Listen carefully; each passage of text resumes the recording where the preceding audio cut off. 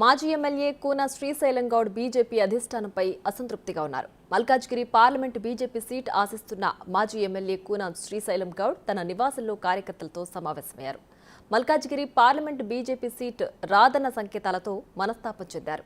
ఇప్పటికే కూన పలుపార్లు ఢిల్లీ వెళ్లి అధిష్టానాన్ని కలిశారు. కుత్బుల్లాపూర్లో బీజేపీకి అత్యధిక ఓట్లొచ్చాయని, మేడ్చల్ మల్కాజ్గిరి జిల్లాలో మంచి పట్టున్న తనకు టికెట్ ఇవ్వాలని కోరారు. స్థానికులకు కాకుండా మల్కాజ్గిరి సీటు ఇతరులకు కేటాయిస్తున్నారని ఆవేదన వ్యక్తం చేశారు. భవిష్యత్తు కార్యాచరణపై ముఖ్య నాయకులతో చర్చిస్తున్నారు.